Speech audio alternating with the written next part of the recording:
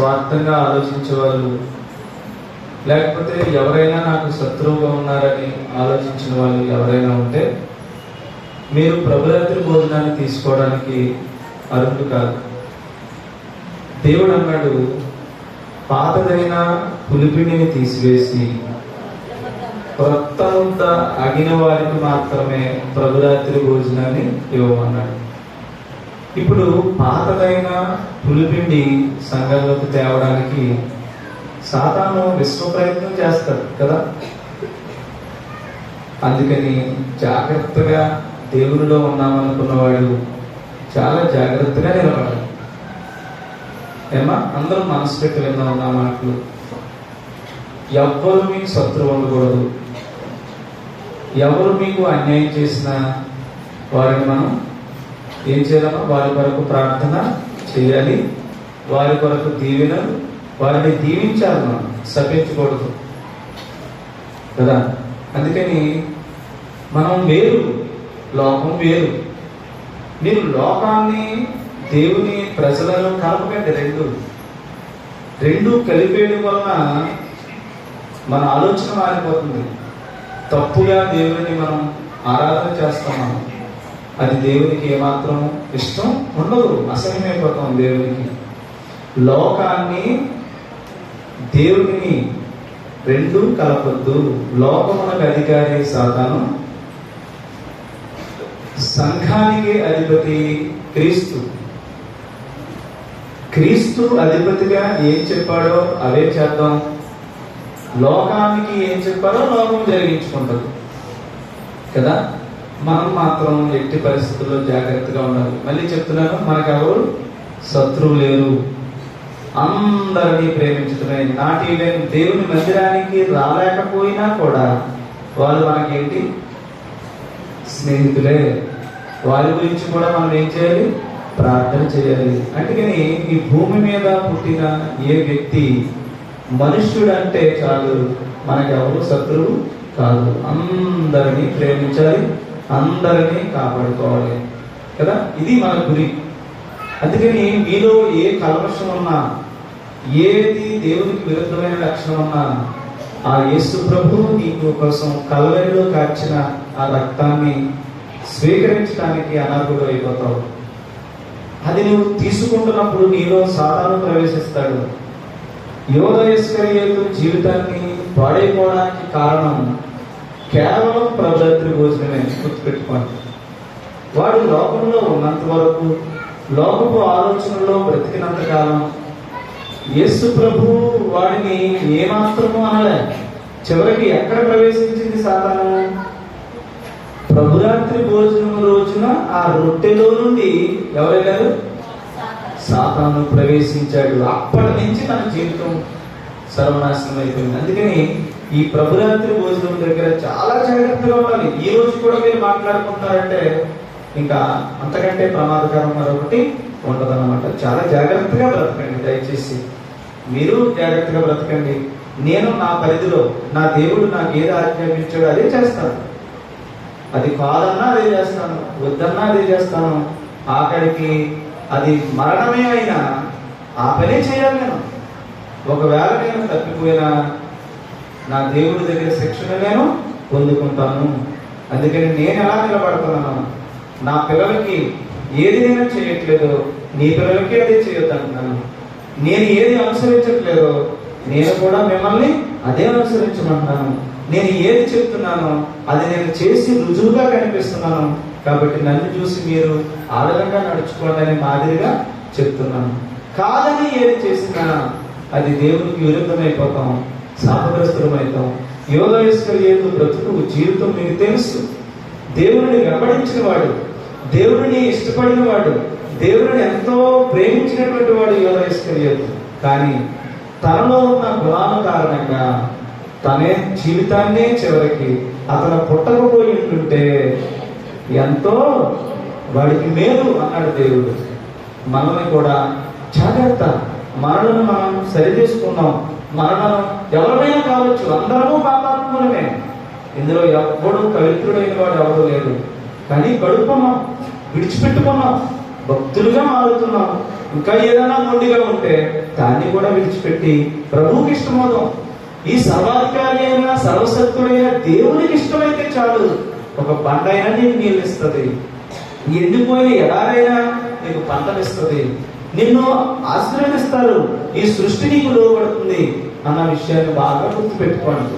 బాగా గుర్తుపెట్టుకోండి, చాలా బాగా గుర్తుపెట్టుకోండి ఈ విషయం. దేవుడు అరే నువ్వు చిన్నవాడివి కనుక ఏది లేదో అది అది అది సంపాదించుకోకపోతే నాకు ఎలా వస్తుంది, అది లేకపోతే నాకు ఎలాగని లోక జ్ఞానాన్ని అనుసరించి దాంట్లో ఏదో సాధించాలని ప్రయత్నం చేస్తున్నాం. తప్పండి. మనం నమ్ముతున్నది దేవుడిని. మనం ఎలాంటి వారు అంటే పంచభూతములు మనకి లోబడతాయని మీకు నేను అప్పుడప్పుడు చెప్తూ ఉన్నాను.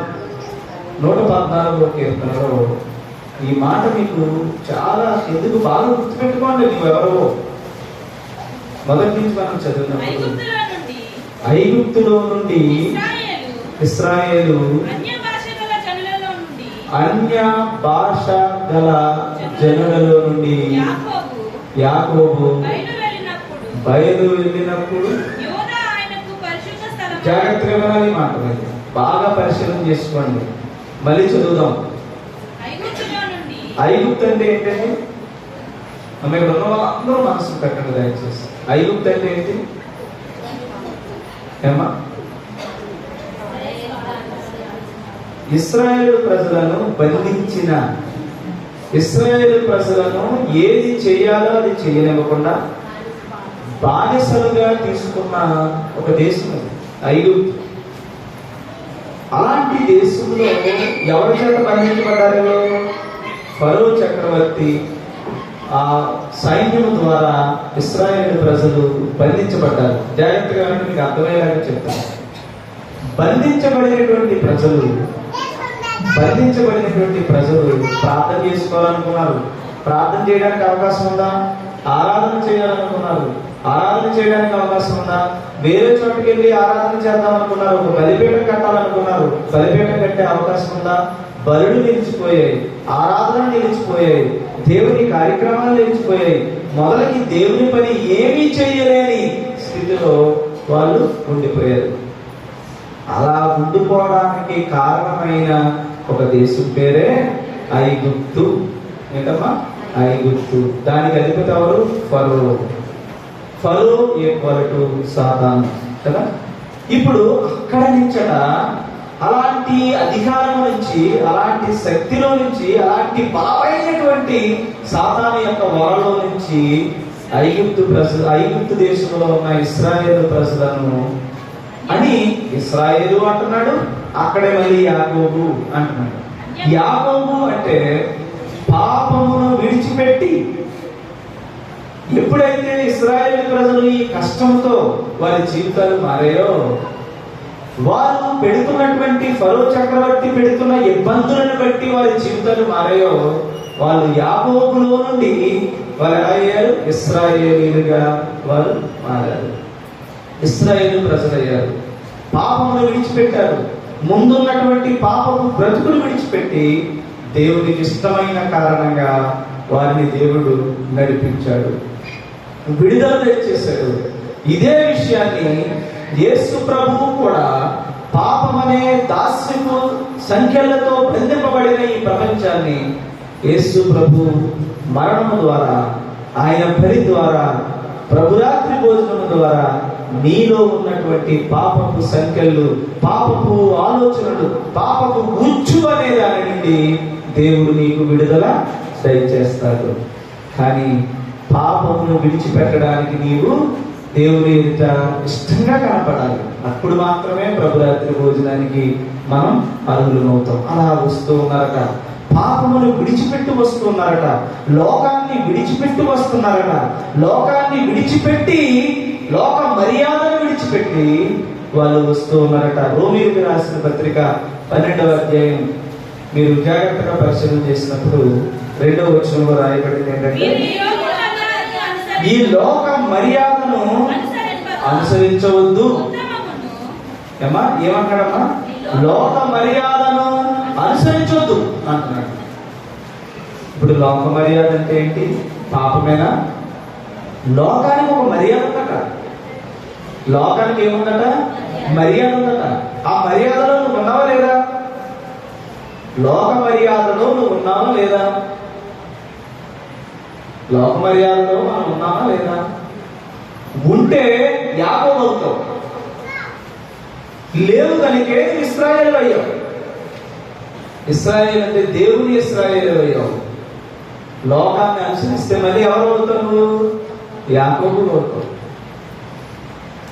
యాకోబు, ఇందులో ఎవరైనా యాకోబు సంతతి ఉన్నారా? ఇశ్రాయేలు సంతతి ఉన్నారా? అంటే లోక మర్యాదను అనుసరిస్తున్నారా? లోక మర్యాదను అనుసరించట్లేదా అని మీరు ఆలోచన చేసుకోండి. లోక మర్యాద అంటే ఏంటండి అని మీకు డౌట్ రావచ్చు. లోకం ఏది చెప్తారో అది ఎవరైతే చేస్తున్నారో అది ఏదైనా అది నీ దేవుని రక్తము శరీరమును భుజించడానికి నీకు అర్హత లేకుండా చేసేది. ఒక యోధా ఇస్కరియోతులాగా నిన్ను మార్చేది. గుర్తుపెట్టుకో, అతను దేన్ని అనుసరించాడు? లోకాన్ని అనుసరించాడు. లోకాన్ని అనుసరించి మంత్రాలు చేసేవాడు, లాభం కోసం ప్రయత్నం చేసేవాడు. కిరీటం పెట్టేవాడు. ఈయన రాజు అయితే ఈ రాజు దగ్గర నేను ఒక మంత్రిగా ఉండాలనుకుని ఆశపడ్డాడు. ఘనత కోసం ప్రయత్నం చేశాడు. చివరికి తన జీవితాన్ని నాశనం చేసుకున్నాడు. చాలా బాధాకరం ఏంటంటే తన పేగులు కప్పుకుని తలకిందులుగా రక్తమును కప్పుకుని ఈనాటికి ఇప్పటికీ కూడా ఆ భూమికి రక్త భూమి అని పేరట. అది ఇప్పటికీ సాక్ష్యంగా ఉంది మన మీద. అలాంటి లోక మర్యాదను అనుసరించాడు యోధా ఇస్కరియోతు.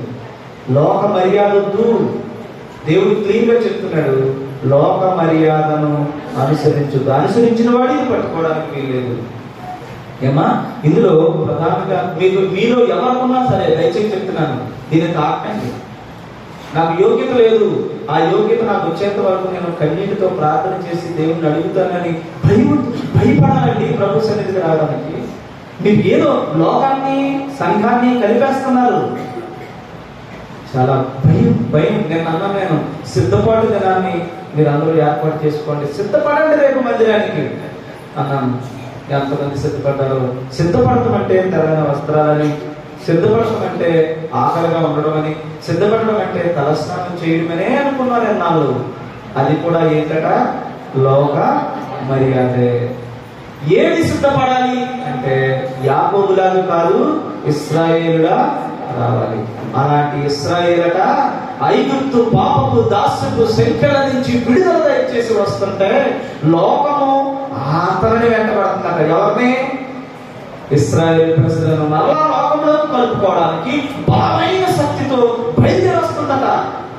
వదిలేసాడా లోకం విడిచిపెట్టదని నువ్వు వచ్చావు ప్రార్థనకి, లోకం విడిచిపెడతా అనుకుంటావు. నేను బలంగా వస్తుంది ఫరో సైన్యంలాగా వస్తుంటే అప్పుడట ఏమైంది? లోకంలో ఒక అడ్డేశాడట సాతాను. ఏంటా అడ్డు? ఎర్ర సముద్రం. జాగ్రత్తగా ఈ రోజు దేవుని మాటలు. ఎర్ర సముద్రం అడ్డేశాడట. ఇంకా అది దాటి రాలేవు. ఇది ఖచ్చితంగా దీంట్లో వీడేమవ్వాలి? లోక మర్యాదను అనుసరించాల్సిందే, వెనక్కి తిరగాల్సిందే అనుకుని ఒక ఎర్ర సముద్రాన్ని అడ్డుగా వేసిందట ఈ లోకం. నువ్వైతే ఏం తెలియదు? ఎర్ర సముద్రంలోకి పరిగెడతావా? వెనక్కి లోకంలోకి పరిగెడతావా? అందుకని ఎర్ర సముద్రం అడ్డుగా వచ్చిందట. వస్తుంటే పాపమును విడిచిపెట్టి వచ్చిన కారణంగా, దేవునికి లోబడిన కారణంగా, ప్రతి ఒక్కడి చేతిలో సాతాను చితకదన్నే కర్ర ఉన్న కారణంగా, పస్కాను భుజిస్తున్న కారణంగా వాళ్ళ చేతిలో ఏముందంటే అప్పటికి పస్కా. ఒక్కొక్కడు భుజం మీద వేసుకున్నట్టు ఆ పస్కా భోజనాన్ని. మీరేదో అనాలోచితంగా తింటున్నారండి, కబుర్లు చెప్పుకుంటూ. ఆ రాజు కీర్తనలు పాడుకుంటున్నారు, కర్ర చేతి పట్టుకున్నారు, చెప్పులు తొడుక్కున్నారు, నడుములకు బిగించారు, పస్కాను భుజం మీద వేసుకున్నారు.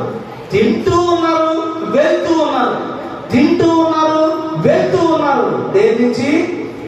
లోక మర్యాదను విడిచిపెట్టి, లోక పాపములను విడిచిపెట్టి, లోక తంత్రాలను విడిచిపెట్టి సజీవమైన దేవుణ్ణి వెంబడిస్తూ ఉన్నారు వాళ్ళు. ఎప్పుడైతే వెంబడిస్తూ ఉన్నారో పస్కా ఎక్కడ ఉంది? భుజం మీద ఉంది. చప్పట్లు కొట్టండి. భుజం మీద ఉంది పస్కా.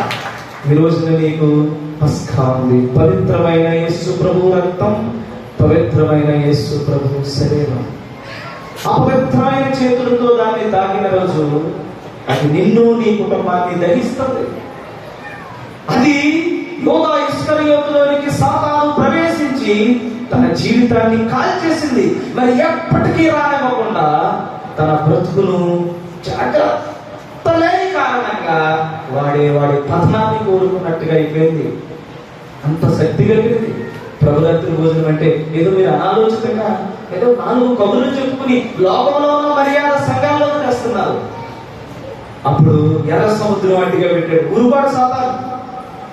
ఎప్పుడైతే ఎర్ర సముద్రం అడ్డు వచ్చిందో ప్రజలు బయలుదేరి వస్తున్నారు. దేవుని ప్రజ బయలుదేరి వస్తుంది. ఎలా వస్తుంది?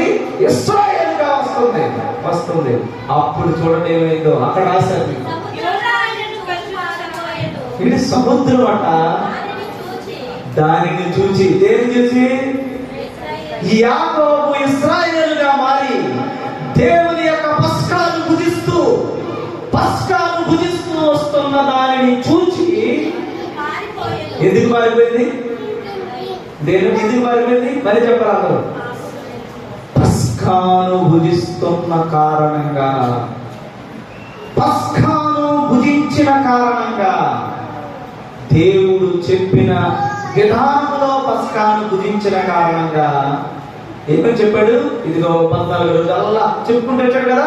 అవన్నీ చేసిన కారణంగా మృత్యుదూత ఆ ఇంటి నుండి దాటిపోయింది. Pass over. నీ దగ్గరికి రావడానికి దానికి ఇక శక్తి లేదు. ఎందుకు లేదు? పస్కా నీలోనికి ప్రవేశించిన కారణంగా. ఏంటమ్మా? ఏం ప్రవేశించింది? పస్కా భుజం మీద ఉంది. తింటూ బయలుదేరారు. అయితే అక్కడికి వచ్చేసరికి ఎర్ర సముద్రం అడ్డు వచ్చింది. సాతాను అంటేసాడు, ఆగుద్దా? వీళ్ళని చూసిందట. దానిని చూచి సముద్రము పారిపోయిందంటండి. ఎప్పుడైనా సముద్రం పరిగెడతాం చూసారా? వీళ్ళని చూసి 2 పాయలుగా కాదు, పారిపోయిందట సముద్రం. పారిపోయి ఇశ్రాయేలుడికి దారిచ్చిందట. చప్పట్లు కొట్టి దేవుని నామమున పలికారు. అదండి నువ్వు అది నీరు గాని, భూమి గాని, ఆకాశము గాని పరుగులు తీయాలని చూసి నువ్వు దాని వరకు పరిగెడుతున్నావు. ఈ బ్రతుకు లోకాన్ని విడిచిపెట్టి వచ్చిన వాడు ఇశ్రాయేలు. నువ్వు శక్తి ఏంటో, నువ్వేంటో, సజీవమైనటువంటి శక్తి కలిగిన దేవుడు అంటే ఏంటో నిరూపించడానికి పుట్టిన పాపముని విడిచిపెట్టి వచ్చినాడు నువ్వు మళ్ళీ పాపంలో కలుస్తున్నావు నీచంగా. చెచ్చి కుక్క వాంతికి మరలా వెనక్కి తిరిగి దాన్ని మరలా నాకిన రీతిగా మన బ్రతికి అయిపోతుంది. సజీవమైన దేవుడిని రుచి చూడలేని వారు అయిపోతున్నారమ్మా. రుచి చూడలేదు. ఏమైపోతున్నాయమ్మా? సముద్రం ఏమైపోయింది? దానిని చూసి పారిపోయిందట. ఎందుకంటే పరిగెట్టిందిగా, పాయిందిగా, చీడిందా? పరిగెట్టిందట సముద్రం. అది ఇశ్రాయేలు ప్రజలంటే, అది దేవుని ప్రజంటే, అది పస్కా పవర్ అంటే, ప్రభురాత్రి భోజనం యొక్క శక్తి అంటే అది. కానీ అందరము ఏమవుతున్నామంటే బుద్ధిమానలేని కారణంగా యోధా ఇస్కరియోతుకు పట్టిన గదిలోకి బతుకుతున్నాం. సాతాను మనలోకి ప్రవేశించి చేయకూడని పనులు, చేయరాని కార్యాలు, లోక మర్యాదను మరలా దేవుడికి తెస్తూ దేవునికి విరుద్ధమైపోతున్నాం. చిచ్చి అనిపించేస్తున్న బ్రతుకు. అలాగైనా ఉందాం. అది ఇది రెండు కలిపితే మురికి చేతిలో నీటిని వచ్చి పెరిగానం తిన్నట్టు అనమాట. అశుభమైన దాంట్లో చేయి పెట్టి పవిత్రమైన దాంట్లో చేయి పెట్టి తింటున్నట్టు అర్థం. మనం అలా బ్రతుకుదండి. నీతిగా బ్రతుకుదాం. మనకు ఒక మర్యాద ఇచ్చాడు దేవుడు. అప్పుడట ఇలాగ సముద్రం అట పారిపోతుంటేనట పక్కన పర్వతాలు ఉన్నాయి, కొండలు ఉన్నాయి. ఆ కొండలట పొట్టేలులాగా, గుట్టలు గంతులేస్తున్నాయట ఈ సీన్ చూసి. ఏ సీన్ చూసి? నువ్వు దేవుని నమ్ముకుని దేవునికి ఇష్టంగా బ్రతుకుతున్నానని క్రైస్తవుడు అని పేరు పెట్టుకుని ఒక ఫ్లెక్స్ మీద సినిమా హీరో పక్కన ఫోటో వేయించుకుంటున్నావు. పక్కన నేను ఎవరిని అని చెప్తున్నా? క్రైస్తవుని అంటున్నావు. కానీ ఒక సినిమా హీరో పక్కన ఏం వేయించుకుంటున్నావు? నీ ఫ్లెక్స్ వేయించుకుంటున్నావు, నీ ఫోటో వేయించుకుంటున్నావు. నీవెవరివి? నీ సీన్ అది, నా సీన్ ఇది.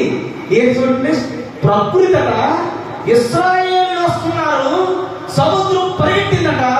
ఆ పక్కన ఉన్నటువంటి పర్వతాలు కానీ, మెట్టలు కానీ, గుట్టలు కానీ పొట్టేళ్ళ వలె ఏం చేస్తున్నాయట? డాన్స్ చేస్తున్నాయట. నా ఇశ్రాయేలు ప్రజలు వస్తున్నారు, సముద్రం పరిగెట్టిందని పక్కన పర్వతాలు డాన్స్ చేస్తున్నాయటండి పొట్టేళ్ళలాగా. అది నువ్వు. నీ బ్రతుకు తాగలడా? ఈ జీవితాన్ని మట్టికి మార్చేస్తున్నాం మనం. ఈ జీవితాన్ని మనం ఇప్పుడు చూడండి, పది చేతిలో ముచ్చు పెడితేనట ఏం చేసిందట? దాన్ని సింహాసనం ఎక్కిస్తానట. ఏం చేసిందట? పరిగెడుతుందంటండి మట్టిలోకి, పరిగెడుతుందంటండి పొట్టులోకి. నేను అలా కాదండి దేవుడు చూడాలనుకున్నది. ఏనాడైనా విన్నారమ్మా మీరు ఆకాశం నుంచి అన్నం రావడం అంటే? ఏనాడైనా తిన్నారా అలాంటి అన్నం? మన్నా కురిపించాడట, బండ నుంచి నీళ్ళు ఇచ్చాడట. 40 సంవత్సరాలు 20 లక్షల మంది సైన్యులా నడుస్తుంటే బట్ట మాయలేదట, చెప్పు అరగలేదట. అది నువ్వంటే. ఇలాంటి బ్రతుకుని తీసుకెళ్లి దేవుని పరువుని ప్రసాదించగలుగుతున్నాం మనం. సజీవమైన దేవుని బిడ్డలమండి మనం. సజీవమైన దేవుని బిడ్డలం. ఇలాగ దిగజారి బతకూడదు, బతికితే దేవుల్లో ఉండకూడదు. పౌరుషంగా బ్రతకాలి. బండైనా ఎడారైనా నిన్ను పోషించే స్థితి దేవుడు నీకు ఇస్తాడు. సజీవమైన దేవుడు అండి, బొమ్మ కాదు. బొమ్మ అట ఒక చెట్టు ముద్దుని నరికి నెమ్మికెత్తే టైంలో మీకు యెషయా గ్రంథంలో ఉంటుంది. చెట్టు యొక్క మూడును నరికి, అంటే దాన్ని ఏంటంటారు? కొమ్మ తీసేస్తే దాన్ని ముద్ద.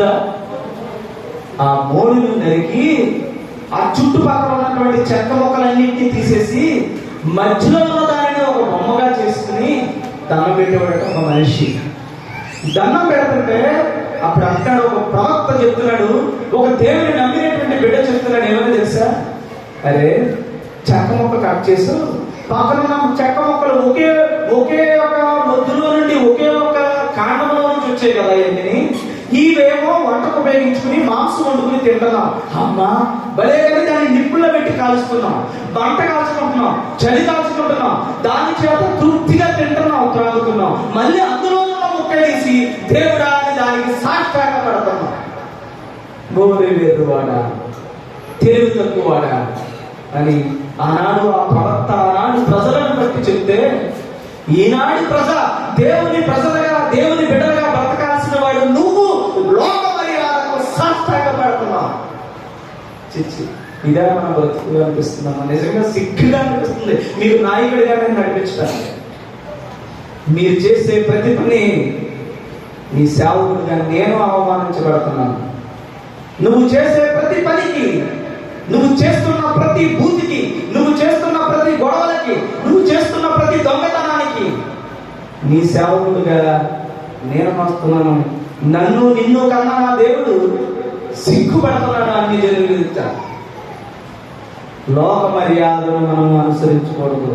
లోకంలో బోల్డ్ మర్యాదలు ఉన్నాయి, బోల్డని. మరి అందులోనే ఉండకపోయావా? అది పెంట, అది పంది దొరికేటువంటి భయంకరమైనటువంటి నీచమైన స్థితి. అది కుక్క వాంతది. మరలా లోకంలోనికి వెళ్తున్నాము. ఇది అత్యంత భయంకరం, ఇది అత్యంత భయంకరం. అయితే ఇవన్నీ ఉంటాయా ఉండవా? ఇవన్నీ ఉంటాయా ఉండవా? ఇలా ఉంటుందా ఉండదా చెప్పండి. ఇశ్రాయేలీయుల ప్రజలకు, దేవుని ప్రజలకు, దేవుని చిత్తాన్ని అనుసరించి నడవాలనుకున్నటువంటి వారికి, దేవుని ఎరగనటువంటి వారికి వారు లోక మర్యాద, మనమేమో దేవుని మర్యాదను అనుసరిస్తూ, మనమేమో సజీవ యాగముగా మనలను మనం దేవునికి సమర్పించుకోవాలని దేవుడు మనకి చెప్పిన నియమము మర్యాద. వాళ్ళకేమో లోక మర్యాదే మహాభాగ్యం. ఇప్పుడు ఈ లోక మర్యాద దేవుని మర్యాదలో నడుస్తున్న వాడికి ఇబ్బంది కలుగు చేస్తుందా చెయ్యదా? చేస్తుందా చెయ్యదా? ఏమా ఇప్పుడు పక్కింటి వాళ్ళకి, మీ ఇంట్లో ఉన్న వారికి ఏదైనా గొడవ వచ్చింది అనుకున్నాం. గొడవ ఎందుకు వస్తుంది? గొడవ వచ్చినప్పుడు మీ ఇంట్లో వాళ్ళందరూ నీకు సపోర్ట్ చేస్తారు, ఆ ఎదుటి వాళ్ళ ఇంట్లో ఉన్న వాళ్ళందరూ ఎదుటి వాళ్ళకి సపోర్ట్ చేస్తారు కదా. గొడవ వచ్చినప్పుడు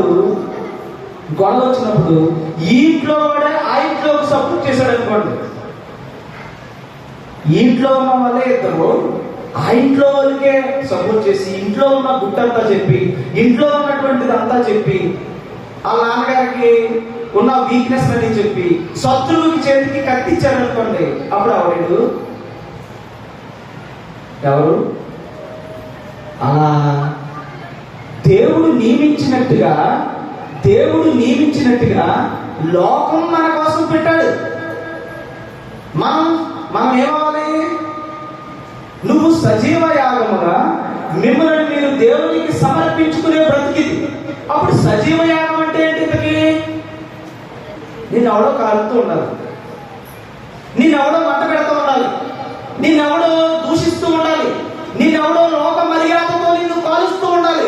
నువ్వు అందులోకి వెళ్ళలేక ఆ ఇబ్బందితో నువ్వు సజీవ యాగంగా దేవుని కొరకు బ్రతుకుతూ ఉండాలి. అది లోకాన్ని పెట్టాడు. దురదృష్టం ఏంటంటే మన ఇంట్లో ఉన్న మనమే మన ఇంట్లో ఉన్న మనమే లోక మర్యాదను అనుసరిస్తున్న వారికి కత్తిచ్చి, ఏమా మనకు మనమే వెన్నుపోట్లు, మనకు మనమే మన నాశనాన్ని దేవుని ఎదుటి తెచ్చుకుంటున్నాం. ఇది బాధాకరం. అందుకు బాధ రాదంటారా? వస్తుంది. ఎందుకని? సజీవ యాగముగా మిమ్మల్ని మీరు దేవునికి సమర్పించుకున్నామన్నప్పుడే మంట ఉంటుందని గ్యారంటీ. ఎలాగంటారు? ఒక మాట చెప్తా. ఇప్పుడు సృష్టి దేవుడి కోసమే పనిచేస్తుంది. ఫర్ ఎగ్జాంపుల్, మీ ఇంట్లో ఒక చీమ ఉంది. చీమ పని ఏంటి? మనిషి సంపాదించుకున్న దానిని ఎలా పాడు చేయాలన్నదే దాని పని. పాడు చేయాలంటే పాడు చేస్తుందా, అది తింటుందా? దానికి ఒక పని ఇట్టాడు దేవుడు. అందుకని నువ్వు కష్టపడి పంచదార తెచ్చుకుంటే ఆ పంచదార డబ్బాలోకి ఎలా తోడాలి అన్నది చీమ పని.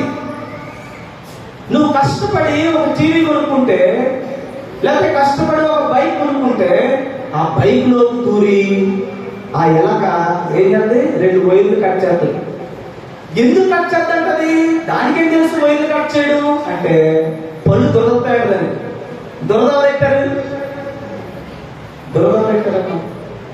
అది లోపలకు దూరడానికి ఎంత కష్టపడిపోతావు. లోపలకు దూరి 2 వైర్లు కట్ చేస్తుంది. కట్ చేస్తే ఎవరికి బాధది? ఎవరికి? ఆ బైక్ కొనుక్కున్నవాడు ఎవరో, ఆ టీవీ కొనుక్కున్నవాడు ఎవరో, వాడికి ఒక బాధ పెడతాడు. అప్పుడు మనం ఏం ఆలోచిస్తున్నాం? ఈ ఎలకలను చంపేయాలి, ఎలకల మందు పెట్టాలి, ఎలాగైనా సరే దానికి అడ్డమైన బూతులు తిట్టి ఆ ఎలకను మనం ఏదో అంటాం. కానీ నిజాన్ని కదా, నీలో ఒక బాధ కలిగించి, నీలో ఒక ఇబ్బంది కలిగించి, దేవా నాలో ఏదో మార్చుకోవాల్సి ఉంది అని మోకాలు చేస్తామని ఈ ఒక ఎలక నీకు పాఠం చెప్తుంది, ఒక చీమ నీకు పాఠం చెప్తుంది. నువ్వు బయటకు వెళ్తే గొప్ప తగ్గితే ఒక రాయి నీకు పాఠం చెప్తుంది. నీ పక్కింటి వాడే, నీ ఎదురింటి వాడే, నీతో పాటు కలిసి బ్రతుకుతున్న వాడే లోక మర్యాదను అనుసరించి నిన్ను అందులోకి కలపాలని చూస్తే, అది నువ్వు వెళ్ళకపోగా నీ మీద శత్రువుగా వాడు నీ మీద ఇబ్బంది పెడతంటే నీలో కలుగుతుంది ఒక మంట. కలుగుతుందా? ఇది సజీవ యాగముగా నిన్ను కాలుస్తున్నారండి లోకం అంతానే. తెలుసా మీకు? ద్వేషిస్తుంది. ఎందుకు చెప్పాలి? ఎందుకు ద్వేషిస్తుంది తెలుసా? యోహాను సువార్త 7వ అధ్యాయం 7వ వచనం. యోహాను సువార్త 7వ అధ్యాయం 7వ వచనం. ఏంటమ్మా? లోకము మిమ్ములను ద్వేషింపనేరదట. అసలు లోకమే నిన్ను ద్వేషింపనేరదట. ఎందుకని అంటే అందరము లోకములో ఉంటే, లోకంలో నువ్వు ఉన్నావు అనుకో, ఆ లోక మర్యాదనే నువ్వు అనుసరిస్తున్నావు అనుకో, లోకం నిన్నేమి ద్వేషించదట. కానీ క్రియలు చెడ్డమని, అది చెడ్డదురా, అది చేయదురా, అది ఉండకూడదురా, అది మనకు మంచిది కాదురా, మనం కాలిపోతాంరా అని ఎంత చెప్తున్నాము కనుక అది నన్ను ద్వేషించుచున్నది. ఎంతకీ ద్వేషం ఎందుకు వచ్చింది మనకి? వాడు చేసేది నువ్వు చెయ్యు, వాడు చెప్పేది నువ్వు చెయ్యు. దేవుడు ఏది ఇశ్రాయేలు ప్రజలకు దేవుడు ఆజ్ఞలించాడో దేవుని మర్యాదను అనుసరిస్తావు తప్ప దేవుని చిత్తాన్ని అనుసరిస్తావు, కానీ లోక మర్యాదను అనుసరించవు. అప్పుడు లోక మర్యాదను అనుసరిస్తే సుఖం, దేవుని మర్యాదను అనుసరిస్తే సజీవయాగం. సజీవయాగం. అందుకని మనకి బాధ ప్రకృతిలో నుంచి వస్తుంది, పక్క మనుషులలో నుంచి వస్తుంది. ఎందుకు ఇది మంచిదా కాదా అంటే, నువ్వు ఇరుకుగా ఉంటుంది. ఈ మార్గం ఎలా ఉంటుందమ్మా? ఇరుకుగా ఉంటుంది. ఇశ్రాయేలు లోకమును విడిచిపెట్టి దేవుని చిత్తాన్ని అనుసరించడానికి వెళ్తాడు. అందుకని చిన్నప్పటి నుంచి మనకేముంటాయి? దేవుని ఎరగనంత వరకు 2 చేతులు నీయే. 2 చేతుల్లోనే ఇటువైపు ఏమో ఐస్ క్రీమ్ ఉంటుంది, ఇటువైపు ఏమో గాలి ఉంటుంది. చిన్నపిల్లలకి ఎవరికి పెట్టడు, వాడు తినడు. ఇది కాసేపు కొనుక్కుంటాడు, అదొక కాసేపు కొనుక్కుంటాడు. ఇప్పటికీ కూడా చిన్నపిల్లలకి అలవాటు ఉంటుంది. అమ్మ ఏదన్నా ఒక చికెన్ కర్రీనో మటన్ కర్రీనో ఒకప్పుడు ఉండేది ఎలాంటిది ఉండేదంటే, ఇంటిలో పాలకి కొంచెమే తెచ్చేవారు. ఆ తెచ్చే దాంట్లో మొదటి తినేసిన త్వరగానే, లేకపోతే అన్నంలో కప్పెట్టి నాకు ఇంకా లాస్ట్కు దాచుకుని చక్కగా అలా తింటూ సంతృప్తి పొందేవాడు. చిన్నవాడు ఇప్పటికీ చూడండి 2 చేతులతో 2 పట్టుకుంటారు ఎవరికెవరు. వాడు చిన్నవాడు తగును, వాడు తింటాడు, తాగుతాడు, సుఖిస్తాడు జ్ఞానం లేనంత వరకు. కానీ వన్స్ నువ్వు ఎదిగి దేవుని మందిరములకు వచ్చి బాప్తిస్మము పొంది ప్రభరాత్రి భోజనము తీసుకున్న తర్వాత నీకు మొదలవుతుంది టార్చర్. ఎవరి వల్ల మొదలవుద్ది? లోక మర్యాదను అనుసరించే వాడికి, లోక మర్యాదను కాకుండా దేవుని మర్యాదను అనుసరిస్తున్న వాడికి పోటీ తగ్గుతుంది అనమాట. ఎప్పుడు అడుగునే ఇబ్బంది వస్తుంది. ఎందుకని? నువ్వేమో ఆ బాధ ద్వారా సజీవయాగం అయిపోతావు. సజీవయాగం అంటే ఏంటి? మంటలో పెట్టి ప్రతి అవయవాన్ని కాల్చినట్టు ఉంటుంది అన్నమాట మనకి. ఎలా ఇప్పుడు ఐస్ క్రీమ్ 2 చేతిలో తెచ్చుకున్నాడు. అప్పుడు నువ్వేం చేయాలి? ఈ చేతిలో ఉన్నది వీడికి, ఈ చేతిలో ఉన్నది వీడికి నువ్వు కడుపు పెట్టుకుని పోవాలి. అప్పుడు కడుపు కాదు లేదా? అప్పుడు దేవుడు నీకు పరలోకపు మన్నాను ఇస్తాడు. ఇది నువ్వు సంపాదించుకున్నది, నువ్వు కష్టపడింది ఇంకొకరికి పెట్టడానికి చూసావు. అందుకని ఆకాశపు ద్వారాలను తెలుస్తాడు నీకు. ఇంకొక చోట కూడా నీకు సిద్ధం చేస్తాడు. అలా దేవుని కొరకు అన్నిటినీ విడిచిపెట్టి వస్తే, ఒక చెల్లి తెచ్చింది చేపల కూర, ఇంకొక చెల్లి తెచ్చింది చేపల కూర, ఒక చెల్లి తెచ్చింది బొప్పాయి, ఇంకొక చెల్లి తెచ్చింది పెరుగు. తెచ్చాడా లేదు? వదిలేసాడా? విడిచిపెట్టిన కారణంగా దేవుడు నీకు ఇచ్చే అద్భుతమది. దానిలో నువ్వు దాగి ఉన్న అద్భుతమది నీకు అనుభవిస్తేనే తెలుస్తుంది. దేవుని ఘనత అంటే ఏంటో, దేవుని గొప్పతనం అంటే ఏంటో. అందుకని మండాలి, ప్రతి దాంట్లోనే మండాలి. అందుకని మండించడానికి ఒక సంతతిని పెట్టాడట దేవుడు. ఆ మండించడానికి సంతతిని పెట్టాడట. సృష్టిని అంతటి చేశాడట. ఈ సృష్టి అంతా నీ మీద తిరుగుబట్ట కాదా? అక్కడ గంతులు వేస్తున్న పర్వతాలు, అక్కడ గంతులు వేస్తున్నాయి గుట్టలు. మరి దేవుని చిత్తాన్ని పాడు చేసి ఊరుకుంటా ఏంటాయి గుట్టలు? దేవుని పని చేస్తేనేమో డ్యాన్స్ వేస్తున్నాయి సృష్టి. మరి దేవుని పని పాడు చేస్తే అదే గుట్ట, అదే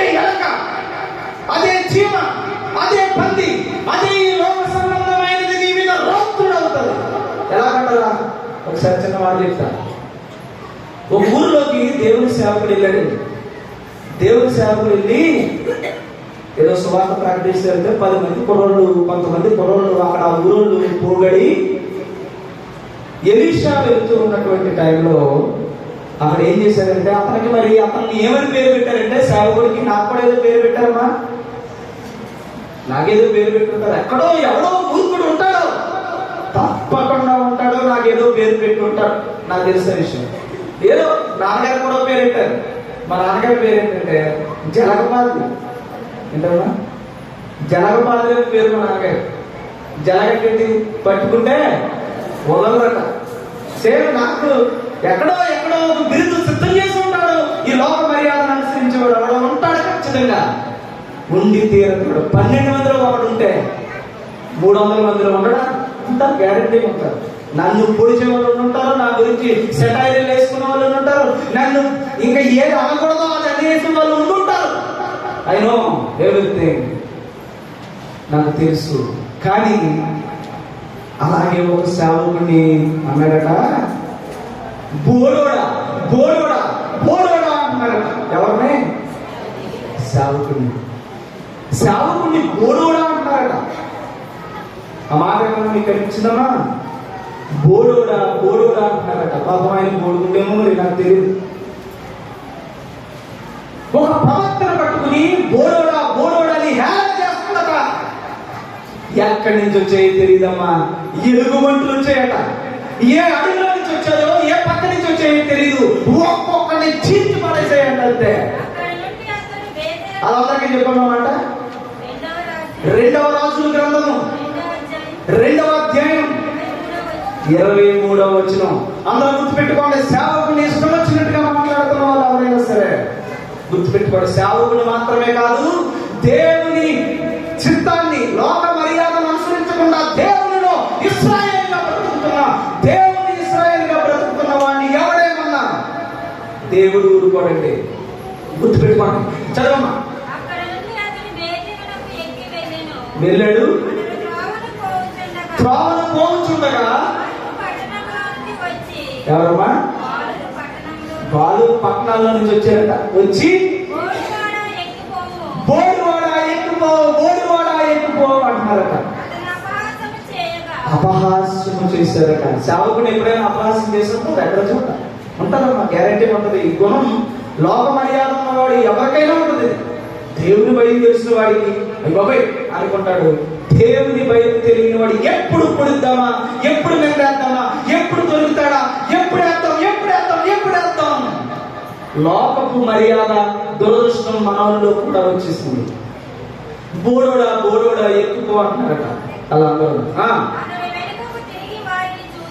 ఇలా వెనక్కి తిరిగాడట. పాపం ఎన్నాళ్ళు భరిస్తాడో సేవకుడైతే మాత్రం వెనక్కి తిరిగి అన్నాడట, యెహోవా నామమున శపించి పాడాడంటే. 2 ఆడ ఎలుగుబంట్లు అడవిలో నుండి వచ్చి చీల్చి పారేశాడు. ఏనాడు ఎవరినే శపించలేదు ఇప్పుడు వరకు. గుండె పగలు కొట్టినా, మనిషికి ఇబ్బంది పెట్టినా, ఎంత బాధ పెట్టినా ఇప్పటికీ ఒకరిని శపించలేదు సంఘంలో. ఏనాడు ఒక కాలు దుమ్ము దొరకలేదు నేను ఇప్పుడు వరకు. అంత జాగ్రత్తగా బ్రతుకుతున్నాను, ఎందుకంటే అంతగా మిమ్మల్ని ప్రేమిస్తున్నాను అన్నమాట. రాత్రి 1:02 అలాంటి టైంలో తక్కువని మెలుగు వస్తే ఫస్ట్ చేసేది ఎలాంటి వరకు ప్రార్థన.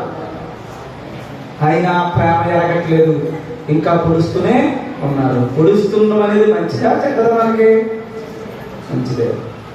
అందుకని సేవకుడిని ఎగతాళిగా మాట్లాడే వాళ్ళు ఉన్నారు, ఉంటారు. ఇక్కడ బోడోడా అన్నారట. నన్నేమంటున్నారో మరి, ఏమంటున్నారో గడ్డమోడా అంటున్నారా, ఏమో తెలియదు. మొత్తానికి ఏదో ఒకటి ఉంటారు. సరే, తప్పు. లోక మర్యాద చేసేవాడు చేసే పనులు ఎలుగుబంటి వచ్చిందట. ఇంకొక మాట నేను చదువుతాం. 2వ రాజుల గ్రంథం 17వ అధ్యాయం 24వ వచనం. వారట ఒక రాజ్యాన్ని మందిరాన్ని, దేవుని మందిరాన్ని, దేవుని చిత్తాన్ని ఎరగకుండా వచ్చి పరిపాలన చేద్దామని ప్రయత్నం చేస్తే, లోక మర్యాద చెప్పిన దేవుని మందిరంలో దేవుని చిత్త ప్రకారంగా దేవుని రాజ్యాన్ని ఏలుతూ ఉంటే వాడికట దేవునికి విరుద్ధంగా ప్రవర్తిస్తున్న వారి ఎడల సింహాలను పంపాడంట. అక్కడ సింహములను పంపించి యెహోవా యందు భయభక్తులు లేని వారి ఎడల సింహములను పంపెను, చంపి పారేసారు. అప్పుడు ఏం చేశాడమ్మా రాజు? ఒరే సేవకుడికి కౌలు పెట్టండి, యాజకుడికి కౌలు పెట్టండి, ఆయన ఏం చెప్తాడో అదే చేయండి అని చెప్పాడు. చెప్పాడు లేదా? చూడండి చదవండి.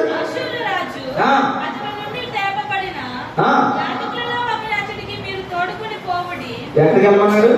ఎవరు తీసుకెళ్ళమన్నాడు? అక్కడికి ఎవరు తీసుకెళ్ళమన్నాడు?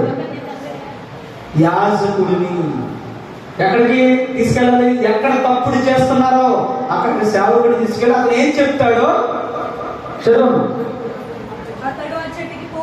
పోయి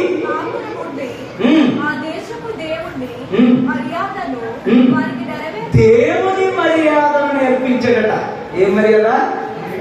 అండర్లైన్ చేసుకోండి. దేవుని మర్యాద బైబిల్, లోక మర్యాద లోక సంప్రదాయాలు. దేవుని మర్యాద నేర్పించిన కారణంగా దేవుని మర్యాద కాకుండా లోక మర్యాద వారు అనుసరిస్తున్న కారణంగా వారికి ఏమొచ్చాట?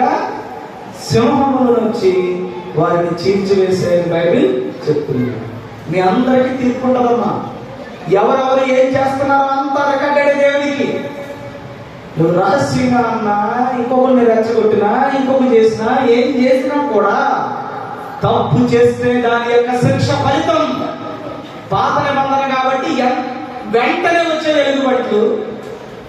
పాత నిబంధన కనుక వెంటనే సింహం వచ్చింది. పాత నిబంధన కనుక ఆకాశం నుండి అగ్ని దిగి వచ్చింది. అది దృష్టాంతంగా మన కొరకు రాయించాలని దేవుడు చెప్పాడు. రేపు వీళ్ళందరికీ తీర్పులోకి గెలుతాడు అనమాట. ఆ రోజు అగ్ని ఆరదు, పురుగు చావదు. చెట్టుకు కరు పిట్టకు కరై అనాథలై అరచే రోజు, ఆ రోజు శ్రమ నుండి తప్పించే నాదుడు లేడు. ఇప్పుడైతే అన్నయ్య ఉండొచ్చు, తమ్ముడు ఉండొచ్చు, డబ్బు ఉండొచ్చు, అధికారం ఉండొచ్చు, అహంకారం ఉండొచ్చు. అప్పుడు ఎవ్వడు ఉండడు. నువ్వు సంపాదించుకున్నది నీ చోట రాదు, నువ్వు అనుకున్నది ఏది నీ పక్కకు రాదు. నువ్వు చేస్తున్న క్రియలే నీ మీద అబద్ధ సాక్ష్యం పలుకుతూ ఉంటే అప్పుడు ఏడుస్తూ ఉంటావు అనమాట. అలాంటి భయంకరమైన రోజు రాబోతుంది. అందుకని ఎవ్వరు కూడా దేవునికి విరుద్ధంగా ప్రవర్తించొద్దని కోరుతున్నాను. దేవుని నామాన్ని మహిమపరచండి, దేవుని చిత్తాన్ని మాత్రమే మహిమపరచండి. అందరికీ చెప్తున్నాను, లోకమును విడిచిపెట్టి వచ్చిన వాళ్ళు మనం మరలా లోకంలోనికి వెళ్ళారంటే నీ అంత అసలు ఇంకొకరు. ఏమా అందరికీ ఆడపడిచిన చీరలు కొన్నారా? కొన్నారా చీరలు? ఎవరు అనుకుంటున్నావు నువ్వు?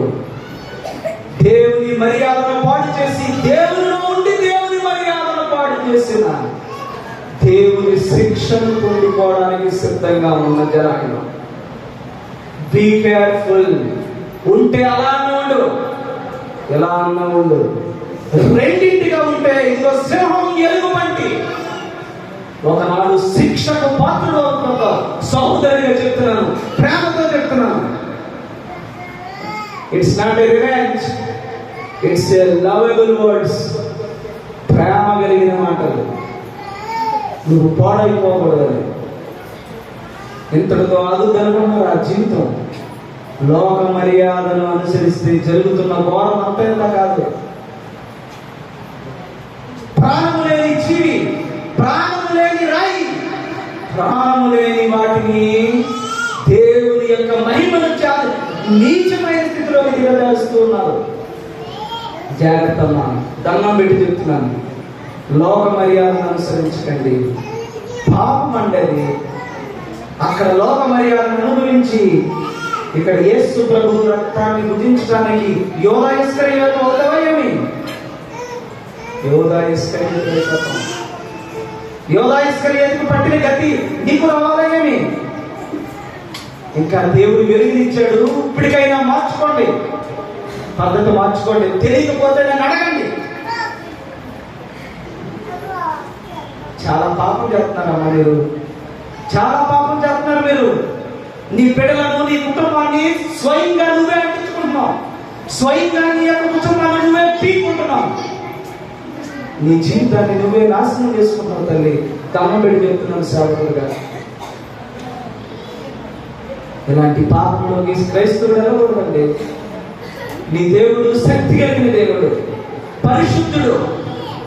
నువ్వు దేవునికి ఇష్టంగా బ్రతుకు. ఎవరన్నా నిందిస్తారా, నింద హ్యాపీ, బాధ అంటారా, అనేయండి. నీకు పరలోకం సిద్ధపాటు చేస్తున్నారు వాళ్ళు. నీ కోసం వారిని దేవుడు ఏర్పాటు చేశాడట, నువ్వు పరలోకం వెళ్ళాలంటే. అందుకని నీ మార్గం ఇరుకు, అది విషయం, అది ఎవడైనా నువ్వు ప్రవేశించవచ్చు. ఇది నీతి కలిగిన వాడు మాత్రమే ప్రవేశిస్తారు.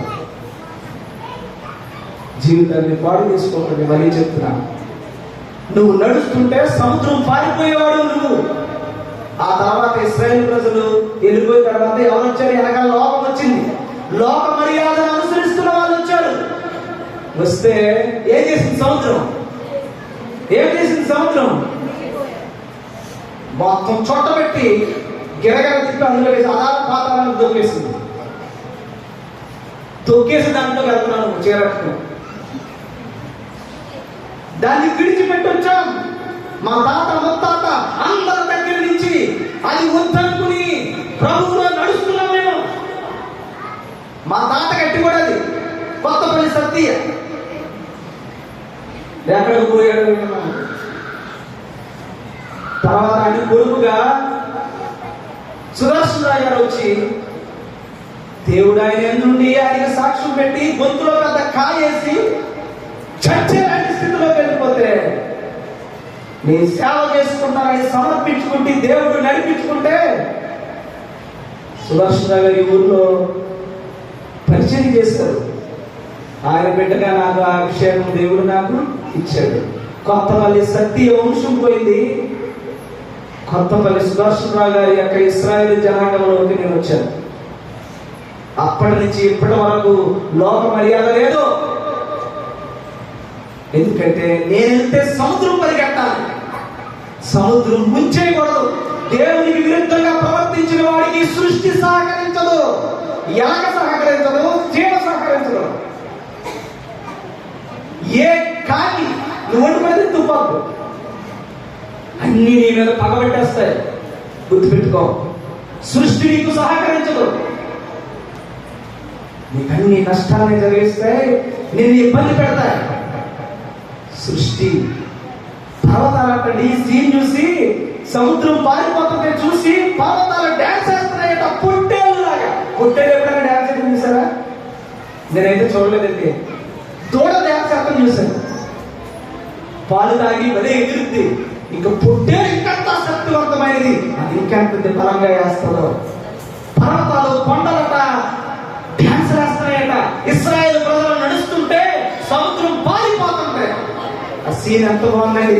ఆ సినిమాలు తీస్తే ఎంత బాగుంటుంది. నువ్వేమో నీ సినిమా హీరో అవుతుంటే నువ్వే డాన్స్ చేస్తున్నావు. సినిమా హీరో అవుతుంటే అది కూడా ఏ డాన్స్? ఏ డాన్స్? రేపు మాపు ముంచేసే సృష్టిలో చూడండి, ఆరిపోయే దీపానికి వెలుగెట్టుకోండి. చిచ్చి అలాంటి నీచంగా దిగజారిపోతున్నాం మనం. ఏదైనా చేస్తే నా వెనకాల రండి.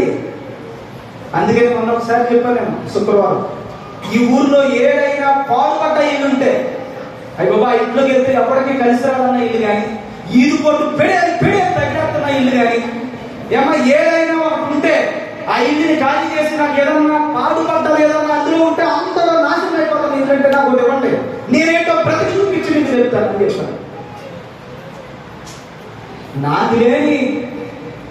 నాకు లేని కట్టుబాటు, నాకు లేని లోక మర్యాద నీకేంటమ్మా? ఏంటంటున్నాను? దేవుని చిత్తాన్ని అనుసరించాల్సినటువంటి సేవకుడు ఇక్కడ ఉండగా పైగా వద్దంటున్నానని యోహాను సువార్త 7వ అధ్యాయం 7వ వచనం ప్రకారం అది వద్దన్న కారణంగా నన్ను ద్వేషిస్తారా? అది ఈ రోజు నీకు తెలిసేమో. ఒకనాడు నాకు ఎప్పుడో దేవుడు చెప్పాడు, నువ్వు నన్ను దూషిస్తావని. ఎప్పుడైతే లోక మర్యాదను అనుసరిస్తున్నావో ఆనాడే నన్ను నువ్వు దూషిస్తావు. ఎందుకంటే చేరొద్దన్నా కదా, మరి కోపం వస్తుంది. అమ్మా ఒకసారి నాకు చీర కావాలనుకుంటే నాకు ఫోన్ చేయండి అమ్మా, నా వాచ్ అమ్మా చీర కొంటాను, నా ఆడపడుచులు కొంటాను. కానీ దేవుని నీతిని దిగజార్చుకో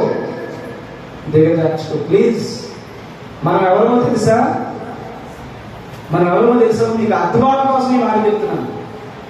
నీవు బాప్తిస్మం తీసుకున్న రోజే, నువ్వు దేవుని ప్రజలన్న రోజునే వేసావు. ఏంటో తెలుసా? మాల. ఇది కనబడే మాల, ఈ లోకంలో వేసుకున్న మాల కనబడే మాల. అయ్యప్ప స్వామి మాల వేశారనుకోండి, ఎవరన్నా మాల వేసిన తర్వాత ఎంత నిష్ఠగా ఉంటారండి? నిష్ఠగా ఉంటారా లేదా? ఎవరింటికి వెళ్తారా? ఇంటికి వెళ్ళిపోతారా? ఇష్టానుసారంగా బ్రతుకుతారా? ఏంటి స్వామి గారు మా ఇంటికి రండి, ఈ రోజు నేను చికెన్ కర్రీ ఉందని పెడితే తింటారా? ఎందుకు తినరు? నిష్ఠ, వ్రత హృదయం. చెప్పులు లేకుండా తెల్లవారుజామున ఒకవైపున మంచు కురుస్తుంటే నీళ్లు చల్లగా ఉంటే వంట చేసుకున్నప్పుడు వెంట్రుక పడకుండా వంట చేసే ఆవిడ, వంట చేసేవాడు ముందే దానికంటే ముందు లేచి పవిత్రమైనటువంటి స్నానం చేసి పవిత్రమైన ముడితో వంట చేయాలి. అది చేసి పవిత్రంగా నేల పడుకోవాలి. అన్ని జాగ్రత్తలు తీసుకుంటే ఆ 40 రోజులనే మాల పూర్తవుతుంది. నీ జీవితానికి యేసు ప్రభు వచ్చేంత వరకు మాలే. నువ్వు అక్కడెక్కడ వెళ్ళడానికి వీలు లేదు. ఈ మాలలో దేవుని మర్యాద ఉంది. ఈ మాల వేసుకున్నవాడు అది ఇది తినొచ్చా, అది ఇది చేయొచ్చా? దేవుడు చెప్పలేదు ఏది చేసినా అరిష్టమది. వేసారా మాల? అదిగో తెల్లని వస్త్రాన్ని ధరించాడు, అదే మన మాల.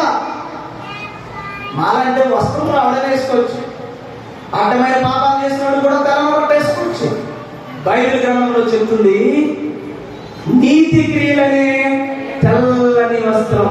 నీతి క్రియలేది దేవుని మర్యాద, దేవుడు మనకు నేర్పించినటువంటి జ్ఞానం. కాబట్టి నా మాటలు బాధతో ఉన్నవి, నా మాటలు వ్యాధులతో ఉన్నవి. నువ్వు పాడైపోకూడదని నీ కొరకు చేస్తున్న ప్రార్థన యజ్ఞం ఇది. అందుకని నీకేమో ఎక్కట్లేదు, నీకేమో ద్వేషిస్తూ ఉన్నాం. చిన్నపిల్లవాడికి ఇంజక్షన్ చేయించినప్పుడు అది ఎక్కారండి. మీకు పిల్లలు ఉన్నారు, మీ కొడుకు ఇంజక్షన్ చేస్తే వింటాడా? ఎందుకంటే అది టైఫాయిడ్, మలేరియా 2 కలిసి వచ్చాయి. డాక్టర్ గారు ఇంజక్షన్ చేస్తే కానీ అది తగ్గదన్నారు. ఇప్పుడు ఏం చేస్తావు? నీ కొడుకుని ఏం చేస్తావు? అదే ఉంటే చచ్చిపోతాడు. ఇప్పుడు ఇంజక్షన్ ఏమో ఇది భయం.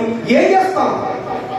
కాళ్ళు చేతులు గట్టిగా పట్టుకుంటాం, చేతులు ఇలా ఇరుస్తాం, కఠినమైపోతామా? ఆ కాసేపు ఏమవుతుంది? కఠినమైపోతుంది. ఒకప్పుడు ఏడిస్తేనే చూడలేనమ్మా, ఒకప్పుడు వాడు చూస్తేనే బాబోయనే అమ్మ, ఎవరన్నా ఏమనంటే సహించలేని అమ్మ. ఇప్పుడు ఏమవుతుంది? ఆమె హృదయాన్ని కఠినం చేసుకుని చేతులు వచ్చి ఇంకొకరు పట్టుకుని ఆ అమ్మాయిని జాలిగా అమ్మ వైపు చూస్తున్నా కానీ ముఖాన్ని కఠినం చేసుకుని కొట్టేస్తాం కానీ ఇంజక్షన్ చేస్తారు. అలా ఎదగలేని వారికి ఇదే చేస్తున్నాం. ఆనాడు వాళ్ళ అమ్మకి మా అన్నేంటి ఇలా చేస్తుంది, మా నాన్నేంటి ఇలా చేస్తున్నాడని ఆనాడు ఆ శరీరంలో కోపం రావచ్చు. ఒక రోజు అనుకుంటాడు, మా అమ్మ వల్లే నేను ఆడుకుంటున్నాను, మా అమ్మ వల్లే నాకు ఈ జ్వరం పోయిందని సంతోషంగా గుండెలో వాడికి ఉంటది. ఈ రోజున సేవకుడుగా నేనే దుర్మార్గుడు అనుకోండి, నేనే అబద్ధికుడు అనుకోండి, మోసగాడు అనుకోండి, పట్టుకోను మీలోని నేనే, నీలోని నానే, అందులో దేగేసి మొత్తానికి నేను నాదేదో పోగేసుకుని పోతున్నాను, చచ్చిపోతానని భయం వేసి చెప్తున్నాను. ఇదంతా ఏం తెలియాలో ఏం చేయకూడదో తెలియట్లేదు. లోక ధర్మాన్ని, లోక మర్యాదని అది చేస్తారు, మనం చేద్దాం. ఇది ఎప్పుడు నుంచో వస్తుంది, వస్తే పోతాం. ఇది వద్దనే కదా ఇందులోకి వస్తా. చాలా జాగ్రత్త, మా ప్రమాదంలో ఉన్నారు. మళ్ళీ చెప్తున్నాను, అలాంటి వారి ఎవరైతే ఈ లోక మర్యాదను అనుసరిస్తున్నారో వాళ్ళందరూ కూడా ఇది తీసుకుంటే, మళ్ళీ చెప్తున్నాను, యోగా ఇస్కరియోతు లాంటి స్వభావం మీదకి వచ్చారు. అందుకని మోకరిల్లి ప్రార్థన చేద్దాం, మోకరిల్లి ప్రార్థన చేద్దాం. ప్రభువా, నాకు తెలియక మా ఆయన చెప్పాడనో, మా అమ్మ చెప్పిందనో, మా చిన్నమ్మ చెప్పిందనో, మా పెదనాన్న చెప్పాడనో ఇలాంటి పనులు చేశానని నేను, నన్ను క్షమించిన ఆయన క్షమించు. ఈ లోక మర్యాదను నేను అనుసరించకూడదనే కదా ఇక్కడికి వచ్చాను.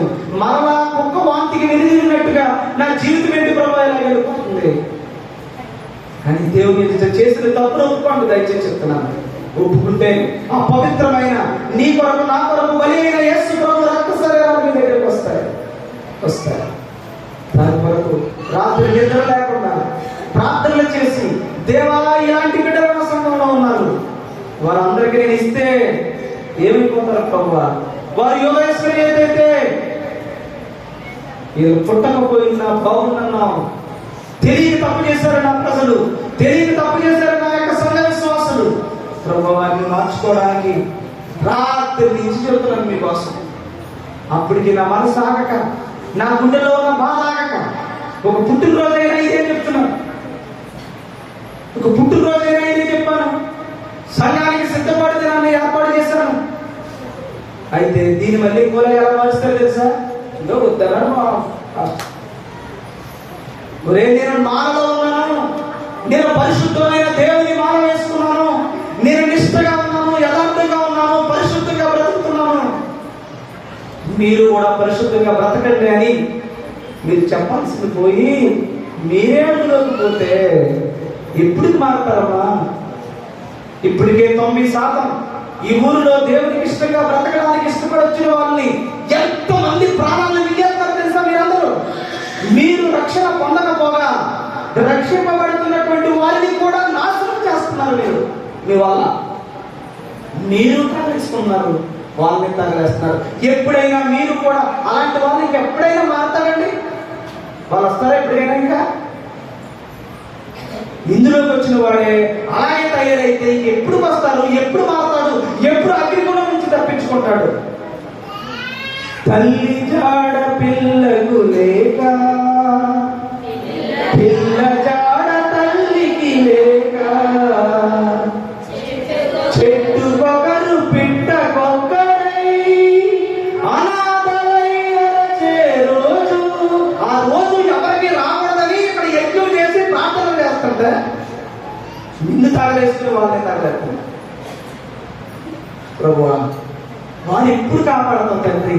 వారిని ఎలాగ అగ్నిగుణం నుంచి నడిపిస్తావు? వారు మాకు కూడా ఎలా ఈ సృష్టిలో పడుతుందో, మేము ఎలాగైతే మరణం చేయిస్తున్నామో, మేము ఎలాగైతే ఈ మరణపు ముళ్ళని విరుచుకున్నామో, వాడు నా సహోదరుడే, వీళ్ళు నా సహోదరుడే, వారు తెలియక అజ్ఞానంగా ప్రవర్తిస్తున్నారు, వారందరినీ కాపాడుకోవాల్సిన బాధ్యత నాది అని ఒక్కడో లేకుండా వెళ్ళే పంచక చేస్తుంటే వాడెప్పుడు మారతాడు? నువ్వు ఒక్కడు పోయినాడు, నువ్వు తగలంటావు, వాడిని తగలేస్తున్నావు. ఎంతమంది ప్రాణాలు చేస్తున్నావు చూడు, నువ్వు చేసిన తప్పు వల్ల. అందుకని పౌరుషం కలిగి దేవుని ఎడల దేవుని బిడ్డగా చెప్తున్నాను, దీన్ని కూడా పెడార్థాన్ని తీసుకోకండి. మీ జీవితాన్ని మీరే కాల్చుకోకండి అమ్మా. మీ మీద మీకు అన్నయ్య ఉన్నాడు, మీ తమ్ముడు ఉన్నాడు, మీ భర్త ఉన్నాడు, వాడు అవ్వడం చేయలేని ధర్మాన్ని సేవకుడుగా తండ్రిగా చేస్తున్నాను నేను. వాక్యం తెలిసిన వాడికి మహాప్రసాదం ఇది, తెలియని వాడికి చాలా బాధ. దయచేసి వ్యర్థంగా ప్రవర్తించకండి, దేవునికి ఇష్టంగా బ్రతకండి. మనకంటూ దేవుడు ఇచ్చిన మర్యాద ఉంది, ఆ మర్యాదను మాత్రమే అనుసరిద్దాం. ఇది తెలియకపోతే నేనున్నాను, నన్ను అడగండి, చేయొచ్చా ఫస్ట్ గారు, చేయకూడదా? అలా మీరు దేవునికి ఇష్టంగా బ్రతకండి. ఇప్పుడిప్పుడే ఎదుగుతుందమ్మా, పూత మీద ఉంది చెట్టు, పూతను దులిపేయకుండా దాన్ని పెడతాను.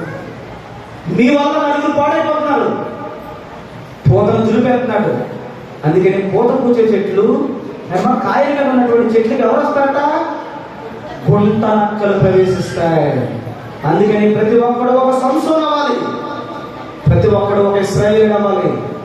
అందుకని ఇలాంటి పులిపిండి సంఘంలోకి లేకుండా, పులిపిండి లేని వారే చెప్పండి, పులిపిండి లేని వారై, 1 కొరింథీ 5:7, పులిపిండి లేని వారై ఈ పండుగను ఆచరిద్దాం. ఏదా పండుగ?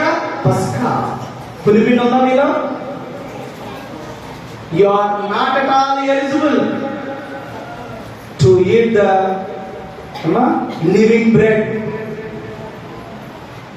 ఎప్పుడుకి నివసించే శ్రేష్టమైనటువంటి నిత్యాహారాన్ని భుజించడానికి అర్హత మనకి లేదు. అందుకని అంత మంచి కుటుంబం చూడటం అక్కడ అనిపిస్తుంది. పాపం తెలియక అమాయకంగా కుటుంబాలను నిండేస్తున్నాడు సాతాను. కాబట్టి ప్రియమైన దేవుని సంగమా, అందరినీ ప్రేమిద్దాం, అన్ని కుటుంబాల కోసం ప్రార్థన చేద్దాం. కానీ నువ్వు నిష్ఠలో ఉన్నావు, నువ్వు మారలో ఉన్నావు, నీకు కొన్ని పడవు, కొన్నాటిలో ఉండకూడదు.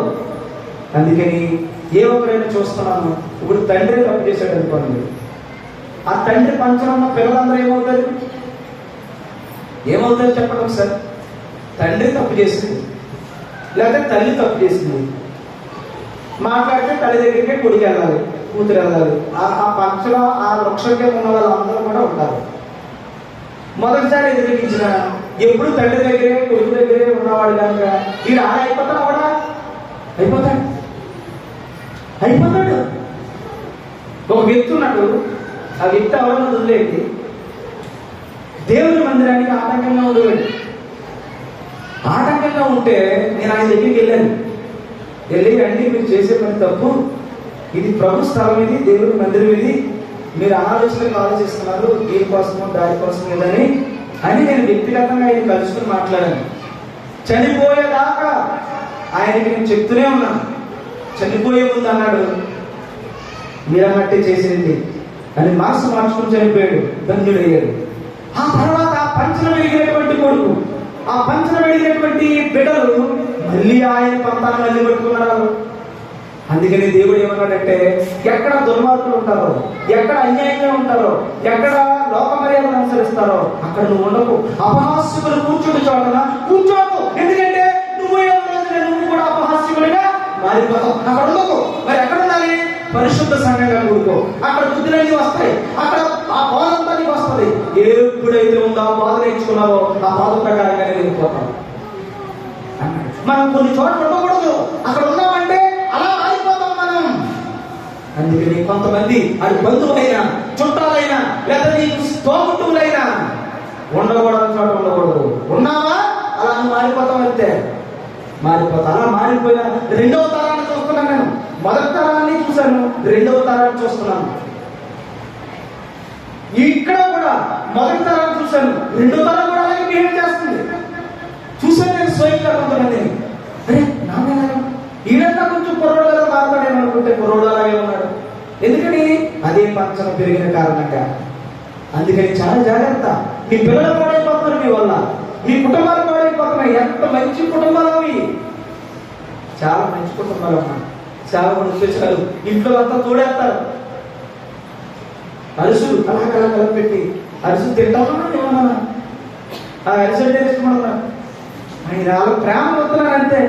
అలా చేసి అయ్యని పట్టుకెళ్ళండి అంటారు, పేరుకి పట్టుకెళ్తానంతే, నీ ప్రేమ పట్టుకెళ్తానంతే.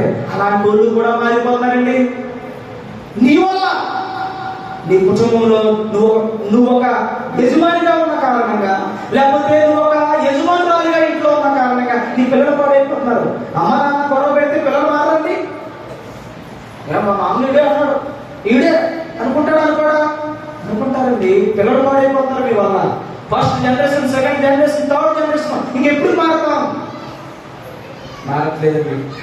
మారట్లేదు. కాబట్టి ప్రియమైన దేవుని సంఘం ముగించేద్దామని మళ్ళీ మొదలెట్టాను కదా. ఆరాధన తగ్గట్లేదు, వేదన తగ్గట్లేదు, బాధ తగ్గట్లేదు. ఇంకా కఠినమైన మాటలు ఉన్నాయి, అవి చెప్పట్లేదు. చెప్తే ఇంకేమైపోతారో, యెషయా గ్రంథం తీసి చెప్తే ఏమైపోతారో మీరు భయమేస్తుంది. కొన్ని మచ్చుకి చెప్పాను, కొన్ని మనం చేయకూడదు. ఇక్కడికి వచ్చినప్పుడు పర్వతాలని చూసి గొంతులేయాలి. ఈరోజు ఈ భూమి పొలగించిపోవాలి నువ్వు చేసిన పనులను బట్టి. ఆ భూమి ఎవరే దొరుకుతాడా, నాకు దేవుడు ఆజ్ఞాన్ని నీ చక్కగా చెప్తానని చెప్తులేదు. ఎదురు చూస్తుందట నీ సాగు కోసం భూమి. కాబట్టి అలాంటి పరిస్థితులు చేయొద్దు. నీకు సృష్టి ఏమి సహకరించదు ప్రియమైన వాళ్ళ. కాబట్టి ప్రార్థన చేద్దాం. ప్రభువా తెలుసు తెలియక ఏదో తప్పుగా ప్రవర్తించాను, తెలుసు తెలియకోని ఇది నేను తీసుకున్నాను, దేవునికి ఇష్టంగా ఉండాల్సిన నేను దేవునికి విరుద్ధమైపోయానయ్యా అని ప్రార్థన చేద్దాం. అందరూ మనసు పెట్టండి, దయచేసి మనసు పెట్టండి. మోకరించి దేవుని ఎదుట ఒప్పుకుందాం. అమ్మా మోకరిద్దాం, మోకరించి ప్రార్థన చేద్దాం. దేవా, ఈ సంఘం మీద ఎంతో శాపం ఉండాలి ఆయన. నేను చేసిన కారణాల వల్ల నా బిడ్డలు పాడైపోతున్నారు తండ్రి. ప్రభువా, నా భర్త పాడైపోవడానికి నేనే కారణం, నా భార్య పాడైపోవడానికి నేనే కారణం, నా కుటుంబం పాడైపోవడానికి నేనే కారణం. తెలియకుండా ఇంటికి శాపాలు తెస్తున్నాను, తెలియకుండా నేను శాపగ్రస్తులు అవుతున్నాను, తెలియకుండానే నా తోట అనేకమైన ఆగడాలు మాట్లాడుతున్నాను. ఏ సేవకుడి దగ్గర లోబడి సాష్టాంగపడాలో అదే సేవకుడు అన్యాయంగా మాట్లాడుతున్నాను, హేళన చేస్తున్నాను, అవమానిస్తున్నాను, విమర్శిస్తున్నాను. తప్పు తప్పు తప్పు. ప్రభు అలాంటి వారిని క్షమించేగా అని ప్రార్థన చేద్దాం. అందరూ ప్రార్థన చేద్దాం. తండ్రి, ప్రేమగిరి తండ్రి, పరిశుద్ధుడా, ఇప్పటికైనా వీళ్ళు మోకాళ్ళు ఉన్నాయో లేదో నాకు తెలియదు, కళ్ళు మూసుకున్నాను ఆయన. ఎప్పటికైనా ఇలా బుద్ధి మారిందో లేదో నాకు తెలియదు ఆయన. అయినా నీ ఎదుట సాగిపడుతున్నాను. నన్ను ప్రభు ఈ ఊరికి సేవకుడుగా, పరిశుద్ధుడిగా నమ్మించావు నాయన. నీ పరిశుద్ధమైన సేవకుడుగా ప్రభా నీ యొక్క కార్యాలను చెప్పడానికి నమ్మించావు. నన్ను నిద్రపాలు చేస్తున్నారు, నన్ను అవమానిస్తున్నారు. ప్రభా, తల్లి పాలు తాగి తల్లి రొమ్మునే గుద్దేటట్టుగా ఈ కఠినమైన ఈ మనస్సును తీసివేయండి. ప్రభా, లోకం నిందించారంటే అర్థం ఉంది, లోకం నిందించారంటే అర్థం ఉంది. ఎందుకంటే లోకంలో ఉన్నాడు కనుక. నా అనుకున్న వాడే వెన్నుపోటు పొడుస్తున్నారు, నా అనుకున్న వాళ్ళే అవమానిస్తున్నారు. తండ్రి ప్రభా, నీవు నాకు దేవుడిగా ఉన్నావని, నా వెనుక నీవు ఉన్నావని ప్రభా తెలియక వారి జీవితాన్ని కాల్చుకుంటున్నారు. ఆయన ప్రభు దయను క్షమించండి. అన్య ఆచారాలను పక్కన పెట్టండి, అన్య ఆచారాలను తీసివేయండి. ఆయన మేము జీవితాంతము నిష్ఠలో ఉన్నాం, ఆలోచిస్తున్నాం. బాప్తిస్మం అనే వరాన్ని పొందాం, బాప్తిస్మం అనే మానగా ఉన్నాం. మేము ఇది చేయకూడదు మిత్రమా, ఇది మేము చేయకూడదు సహోదరుడా, ఇది మేము తీయడానికి ఇది తగదు మిత్రమా, నువ్వు కూడా చేయొద్దు మిత్రమా అని చెప్పాల్సింది పోయి అందులో పాలువాడై పాపాన్ని శాపాన్ని తెచ్చుకుంటున్నాడు. ప్రభా తండ్రి, క్షమించమని వేడుకుంటున్నాను, క్షమించమని కోరుకుంటున్నానయ్యా. ఒకడైతే సేవకుడు వెళ్తుంటే బోడోడా అని అవహేళన చేశారు తండ్రి. ఆయన అడవిలో ఉన్న సింహానికి, అడవిలో ఉన్న ఎలుగు వంటికి పౌరుషం వచ్చింది, కానీ పక్కనున్న సంఘస్థుడికి కోపం రావట్లేదు తండ్రి, పక్కనున్న సహోదరుడికి కోపం రావట్లేదు. లేదు అలా అనకూడదు, శాపాన్ని తెచ్చుకుంటున్నావురా, శాపాన్ని తెచ్చుకుంటున్నావని చెప్పే నాదుడు లేదు. ఆయన సోద్యం చూస్తున్నారు తండ్రి, మనిషిని కాపాడుకోలేకపోతున్నారు. సోద్యం చూస్తున్నారు, సోద్యం చూస్తున్నారు. ఆయన అపవాది అలా మింగి వేశారు. ఆయన గర్జించు సింహంలో మింగుతూ తిరుగుతూ ఉన్నాడు తండ్రి. మంచి చెప్పేవాడి మీద నిందలు వేస్తున్నారు. ఆయన లోకంలో కలిసిపోయి, లోక భోగంలో కలిసిపోతే ఈ రోజు నేను ఆయన అందరినీ అమాయకులు చేసి, ఈ అమాయకుల సవాలు లేదా ప్రభా, నేను పేరాలు ఎదుర్కొనేవాడిని ఆయన. అయితే వీరిని రక్షించాలని, వీరిని కాపాడాలని, మరణించిన వారిగా ఉండకూడదని నేను మరణించడానికి సిద్ధపడుతున్నాను. ప్రభా, నీ సేవకుడుగా నీవు నాలో ఉంచిన ఈ భారం, నీవు నాలో ఉంచిన ఈ శ్రమ, ఈ కష్టం నన్ను ధన్యుడిగా మారుస్తుంది, కానీ నన్ను బాధ పెట్టినందుకు గాను వాడి జీవితాన్ని కాల్చుకుంటున్నాడు. ప్రభువా నాయన, క్షమించండి అయ్యా, క్షమించండి. ప్రతి కుటుంబాన్ని కాపాడండి, ప్రతి కుటుంబాన్ని రక్షించండి. తెలిసి తెలియక చేసిన ప్రతి తప్పును క్షమించమని నాయన నీ సన్నిధిలో నేను కుమ్మరించినట్టు కుమ్మరిస్తున్నాను తండ్రి. ఇంకా ఎవడైనా కఠినంగా ఉంటే, ఇంకా ఎవడైనా పాప క్షమాపణ కోరుకోకపోతే ప్రభు ఈ పులిపిండిని తీసివేయండి నాయన, ఈ పులిపిండిని తీసివేయండి తండ్రి. ఈ ముద్ద అంతా పాడైపోతుంది ఆయన, ఈ ముద్ద పాడైపోకుండా ప్రతి పులిపిండిని యేసు నామములో తొలగించి ఆయన శుద్ధీకరించి, పవిత్రపరిచి నీ సన్నిధిలో గొప్ప కార్యాలు ఆ బిడ్డల ద్వారా జరిగించుకుంటున్నాను. ఎవరో పట్టుకున్నారో, ఎవరిని ఎందుకు సాగిలపడ్డారో, ఎవరు తప్పులు క్షమించమని ఏ కుటుంబాన్ని కట్టుకున్నారో వారందరినీ దయతో క్షమించమని, దయతో క్షమించమని ప్రభువా వారందరినీ కాపాడమని, వారందరినీ రక్షించమని యేసు ప్రభు వారి శ్రేష్టమైన పరిశుద్ధమైన నామములో ప్రార్థిస్తూ వేడుకొచ్చున్నాము పరమ తండ్రి. ఆమేన్, ఆమేన్, ఆమేన్. అందరికీ వందనాలండి. దేవుడు మిమ్మల్ని అందరినీ పవిత్రులుగా, పరిశుద్ధులుగా శుద్ధీకరించి ప్రభు రాత్రి భోజనంలోనికి దేవుడు మిమ్మల్ని నడిపించుగాక. ఆ మహాత్ముడు, ఆ పరిశుద్ధుడు ఇచ్చిన ఆయన శరీరమైన రక్తము తాగే గొప్ప ధన్యత, పర్వతములు గంతులేసేటట్టుగా, భూమి పులకించేటట్టుగా, సముద్రము పారిపోయేటట్టుగా, ఆకాశం సూర్య నక్షత్రములు నీకు సాగిలపడేటట్టుగా దేవుడు నిన్ను ఉన్నతమైన స్థితిలోకి నడిపించునుగా. ఆమేన్, ఆమేన్.